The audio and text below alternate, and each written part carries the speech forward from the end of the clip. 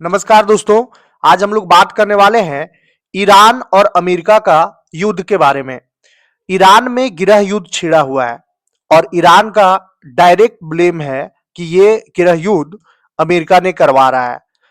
Iran में हो रहे उपद्रव का पूरा श्रेय जो है अमेरिका को जाता है। ये कहना है ईरान के प्रेसिडेंट और यूं कहें तो मुखिया का, खामेनेई का नाम है उनका। ईरान सालों साल से प्रतिबंध झेलते आया है। ईरान पर रेस्ट्रिक्शन है, व्यापार नहीं कर सकता है, पूरा वर्ल्ड बायकॉट करता है। किसके डर से? तो अमेरिका के डर से। अमेरिका ने सैंक्शन लगा करके रखा हुआ है, लेकिन फिर भी ईरान जो है वो सरवाइव कर रहा है और ईरान जो है वो न्यूक्लियर के लिए अपना प्रयासरत है। न्यूक्लियर पावर बनने के लिए ईरान ने इतना सारा चीजें झेल रहा है। कोई भी कंट्री को अपना रक्षा करने का पूरा अधिकार है, इसमें कोई दो मत नहीं होना चाहिए। सबका अधिकार है कि वो अपना रक्षा करे, लेकिन अमेरिका नहीं चाहता कि हमारा कोई ऐसा दुनिया का देश जो आत्मरक्षा में आगे बढ़े, न्यूक्लियर पावर कंट्री बने और हमारी बात ना माने। अगर वेनेजुएला बात अगर किया जाए, अगर वेनेजुएला न्यूक्लियर पावर कंट्री होता तो आज वेनेजुएला के प्रधानमंत्री को नहीं उठाया जाता, वेनेजुएला के राष्ट्रपति को नहीं उठाया जाता, लेकिन नहीं था।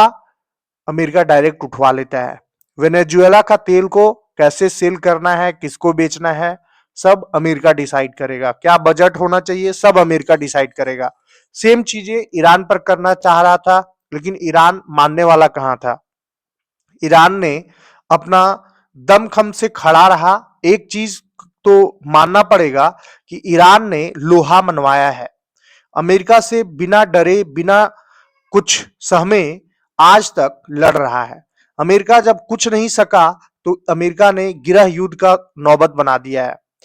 इतना प्रदर्शनकारी रोड पर आ गए हैं कि आप मतलब कि ईरान को संभालना मुश्किल हो गया। सत्ता बेदखल होने का पूरा कगार पे आ गया है। ये बांग्लादेश का हाल हो चुका है यूं कहे तो। अमेरिका ने ईरान में रह रहे अपने नागरिकों को तुरंत देश छोड़ने की सख्त चेतावनी दी है। वर्चुअल अमेरिकी दूतावास ने कहा है कि देश में सुरक्षा की स्थिति बेहद खराब हो गई है।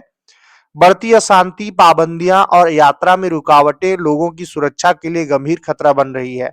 एम्बेसी ने साफ कहा है कि जल्द से जल्द ईरान छोड़ दें, अपने निकलने का प्लान खुद बनाएं और इसमें अमेरिकी सरकार की मदद पर भरोसा ना करें। मौजूदा हालत में आधिकारिक सहायता बेहद सीमित है। ईरान में देशव्यापी विरोध प्रदर्शन और अशांति के कारण सुरक्षा व्यवस्था सख्त हो गई है। सड़कें बंद है, सार्वजनिक परिवहन ठप है, इंटरनेट और मोबाइल लैंडलाइन सेवाएं बार बार बाधित हो रही हैं। कई एयरलाइंस ने ईरान आने जाने वाली उड़ानों को सीमित या रद्द कर दिया है, जिससे बाहर निकलना और भी मुश्किल हो गया है। इस बीच अमेरिका और ईरान के बीच परमाणु वार्ता आज ओमान की राजधानी मस्कट में शुरू हो रही है। यह पिछले करीब 9 महीनों में दोनों देशों के बीच पहली औपचारिक बैठक है, जो जून 2025 में हुए संघर्ष के बाद से निलंबित थी। अमेरिकी चेतावनी में कहा गया कि अगर तुरंत निकलना संभव ना हो तो सुरक्षित जगह पर रहें, वहां खाना, पानी, दवाइयां और जरूरी सामान का स्टॉक रखें। इंटरनेट ब्लैकआउट जारी रहने की संभावना है, इसलिए परिवार और दोस्तों से संपर्क के लिए दूसरे तरीके सोचें। यूएस एम्बेसी ने अमेरिका ईरान की दोहरी नागरिकता रखने वाले लोगों के लिए ज्यादा खतरा बताया है। ईरान दोहरी नागरिकता को मान्यता नहीं देता, इसलिए ऐसे लोग ईरानी पासपोर्ट से भी बाहर निकल सकते हैं। अमेरिकी पासपोर्ट दिखाना या अमेरिका से जुड़ाव जाहिर करना ईरानी अधिकारियों के लिए हिरासत में लेने का कारण बन सकता है। ऐसे में पूछताछ, गिरफ्तारी या लंबी हिरासत का खतरा है।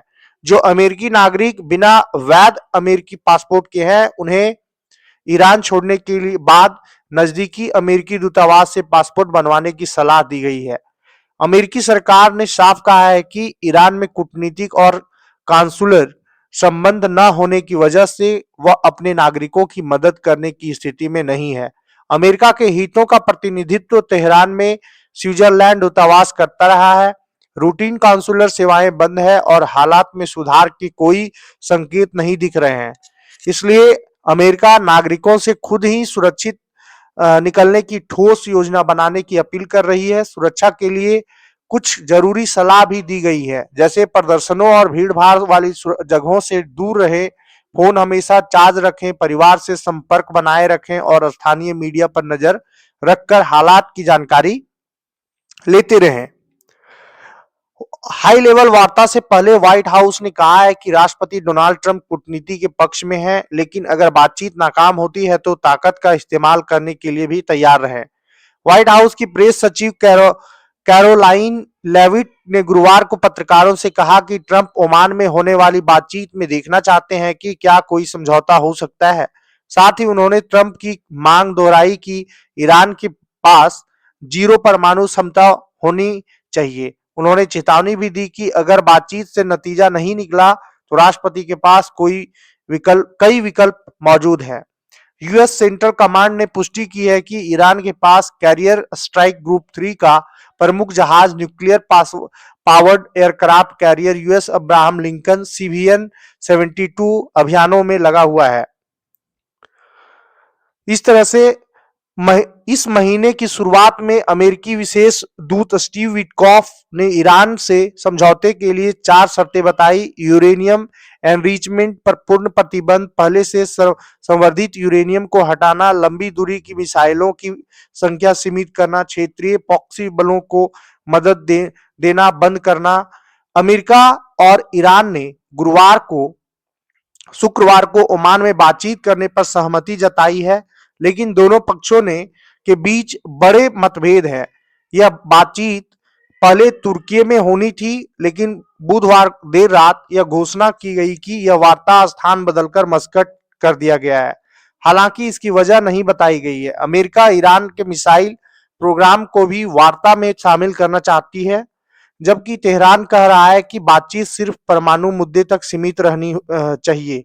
ईरान के विदेश मंत्री अब्बास अराकाची एक राजनयिक दल के साथ मस्कट पहुंच चुके हैं। अमेरिका चाहता है कि वार्ता में ईरान के मिसाइल कार्यक्रम, क्षेत्रीय प्रभाव और मानवाधिकार रिकॉर्ड पर भी चर्चा हो, लेकिन ईरान ने साफ कह दिया है कि वह केवल परमाणु मुद्दे पर ही बात करेगा। ईरान के विदेश मंत्री ट्रंप के विशेष दूत स्टीव विटकॉफ और सलाहकार जैरेड कुशनेर से मुलाकात करने वाले हैं।